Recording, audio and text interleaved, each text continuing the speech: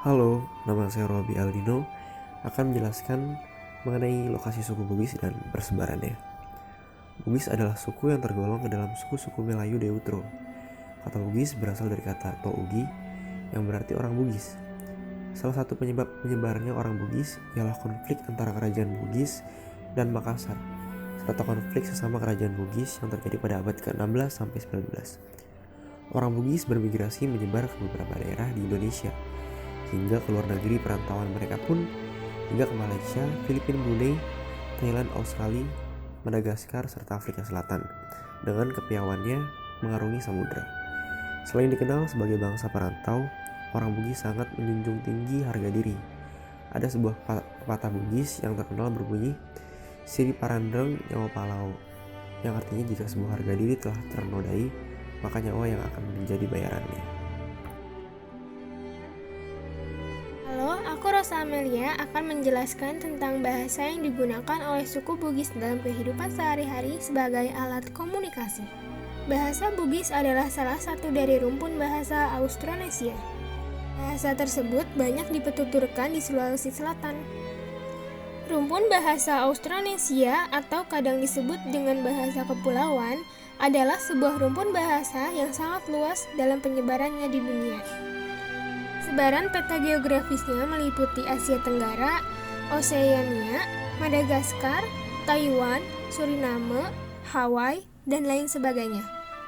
Bahasa Bugis terdiri dari beberapa dialek seperti dialek Pinrang, dialek Baru, dialek Wajo, dan dialek Sopeng. Selain itu, ada beberapa kosakata yang berbeda dari setiap dialeknya. Baik, selanjutnya yaitu ciri masyarakat Bugis itu sendiri, yaitu anti dengan tindakan yang mengakibatkan turunnya harga diri seseorang, dan tidak akan segan membunuh jika ada yang melanggarnya. Akan tetapi, semakin berkembangnya zaman, adat ini sudah luntur. Selanjutnya yaitu kostum dan aksesoris menarik sekali melihat ragam corak pakaian adat suku Bugis dan Makassar. Warna-warnanya cerah.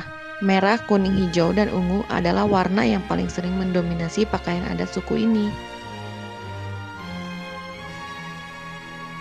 Nama saya Resya Ramdini akan menjelaskan tentang mata pencaharian masyarakat suku Bugis. Masyarakat suku Bugis dikenal dengan kemampuan hebatnya dalam berlayar, sehingga pekerjaan yang pertama adalah sebagai seorang nelayan. Yang kedua, karena terletak di daerah dataran yang subur, mereka juga ada yang menjadi seorang petani. Lalu yang ketiga adalah perompak.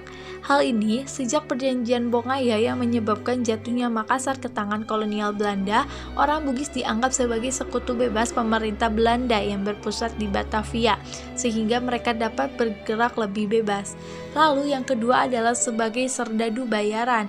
Orang Bugis dalam konflik terbuka Belanda, mereka menjadi serdadu yang setia. Lalu yang terakhir, setelah kemerdekaan, mereka mulai menempati dunia birokrasi. Saya Rio akan menjelaskan tentang struktur kemasyarakatan Bugis. Masyarakat Bugis di satu sisi memiliki sistem stratifikasi sosial yang memposisikan setiap individu menurut garis keturunan mereka atau mobilitas sosial seseorang. Demikian halnya dengan sistem pemerintahan yang terdiri atas wilayah teritorial dengan pemimpinnya masing-masing. Secara umum, masyarakat terbagi atas kaum bangsawan atau berdarah biru dan orang kebanyakan atau masyarakat biasa. Kerajaan Bone memiliki sistem pemerintahan yang konfederasi. Jabatan tertinggi atau pemimpin kerajaan adalah Arung Mangkau atau raja yang berdaulat. Dalam proses pengambilan kebijakan, ia dibantu oleh sebuah dewan yang dianggap sebagai wakil rakyat yang berjumlah 7 orang atau yang disebut Arung Pitu atau Matoa Pitu. Ketujuh anggota Dewan Matoa Pitu selain menjadi anggota Dewan Pemerintahan, Kawerang Tanah Bone juga tetap menjalankan pemerintahan atas Wanua asalnya secara otonom serta mengkoordinasikan Wanua-Wanua lain yang tergabung padanya. Setiap Wanua yang merupakan anggota Konfederasi Kerajaan Bone dipimpin oleh Arung yang memiliki organisasi dan hukum sendiri.